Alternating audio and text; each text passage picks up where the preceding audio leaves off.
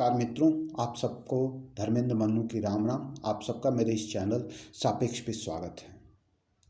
आज मैं बात करने जा रहा हूँ आने वाले लोकसभा चुनाव और मुंबई कर की भूमिका पे। अब मैं मुंबई कर की भूमिका पर क्यों बात कर रहा हूँ आने वाले चुनाव से, और ऐसा क्या विशेष है? क्योंकि ये तो चुनाव पूरे देश का है। जैसी भूमिका देश की है वैसी ही भूमिका मुंबई करों की होगी।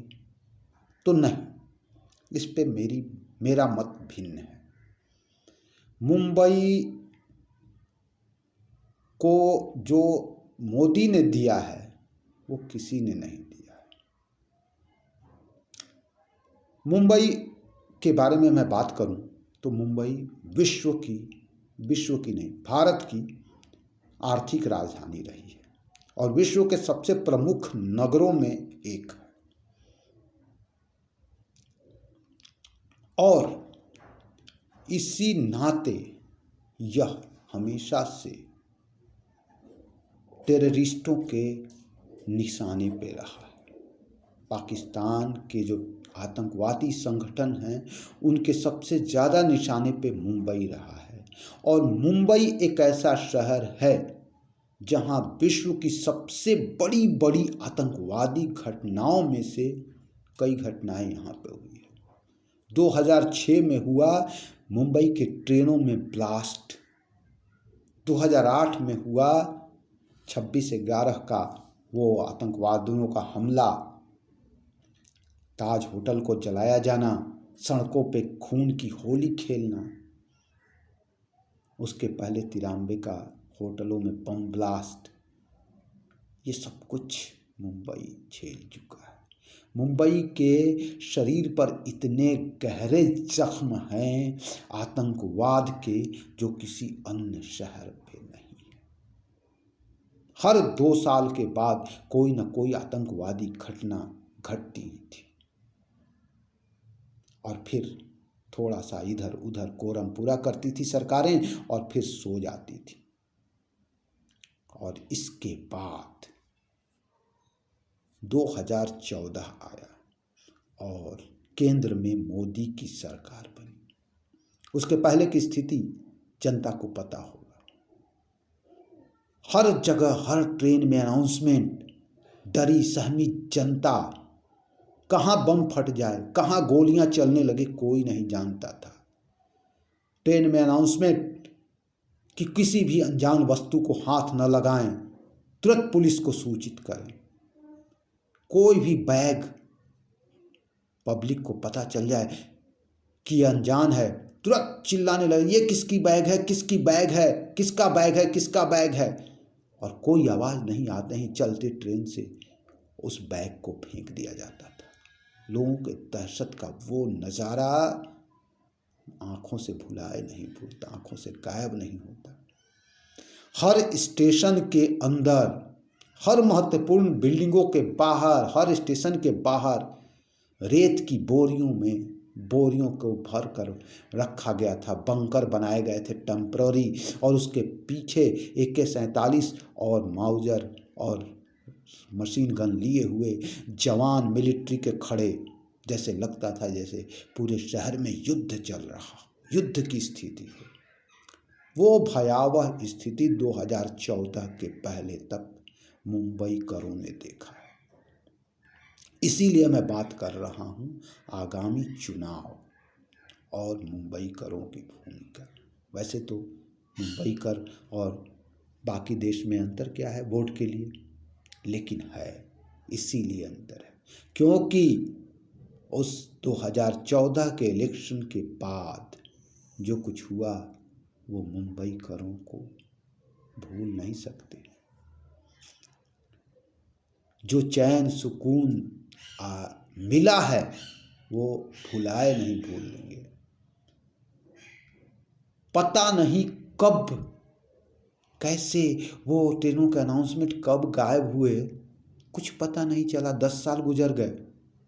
2 बार मोदी की सरकार आई, भाजपा की सरकार आकर केंद्र में, और दूसरी बार इलेक्शन है, चली गई। लेकिन अनाउंसमेंट कब गए कुछ पता नहीं चला। वो बोरियों के बंकर कहाँ चले गए, कहाँ मिलिट्री वाले गए, कब गए, कुछ पता नहीं। आज हम बिल्कुल रिलैक्स, इतना स्वतंत्र और स्वच्छंद वातावरण में ट्रेनों में बसों में घूम रहे हैं। न कोई बम फटने का टेंशन, न कोई गोलीबारी का डर। ये मुंबईकरों को दिया है इस वर्तमान सरकार ने। 10 सालों में दिवाली और क्रिसमस और 1 जनवरी के पटाखों के अलावे कहीं बम नहीं फटे हैं। कोई आतंकवादी की गोलियों से नहीं मारा, किसी बस में बम विस्फोट नहीं हुआ है, किसी ट्रेन में बम विस्फोट नहीं हुआ। आतंकवादियों की औकात बता दी है इस मोदी सरकार ने।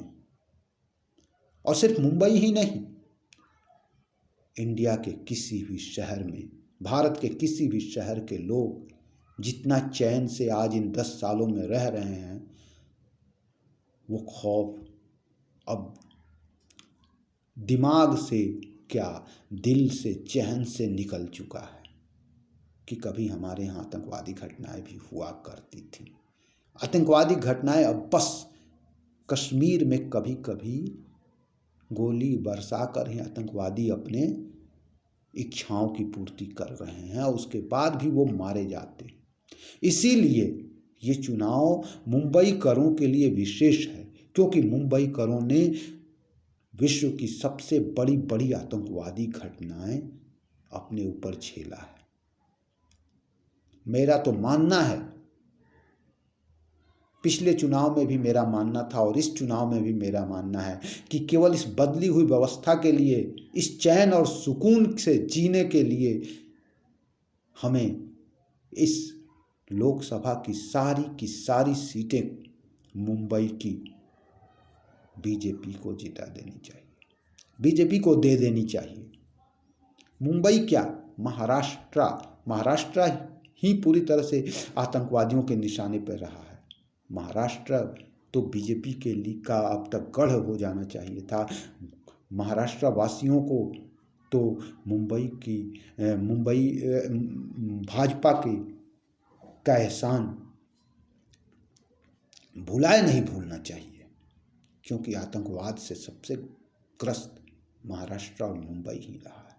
और इस बदले हुए वातावरण के लिए ज़्यादा से ज़्यादातर सीटें मुंबई की ज़्यादातर सीटें, महाराष्ट्र की ज़्यादा से ज़्यादातर सीटें मुंबईकरों को और महाराष्ट्र वासियों को, भाजपा को देनी चाहिए। और ये मैं किसी पार्टी का सपोर्टर होने के लिए नाते नहीं कह रहा हूँ और किसी पार्टी के फायदे के लिए नहीं कह रहा हूँ, मैं अपनी सुरक्षा के लिए कह रहा हूँ। अब मुंबईकरों की सुरक्षा के लिए कह रहा हूँ, महाराष्ट्र वासियों की सुरक्षा के लिए कह रहा हूँ। जय श्री राम।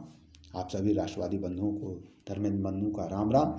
कृपया मेरे इस चैनल को देखें, लाइक करें, सब्सक्राइब करें और शेयर करें। जय श्री राम।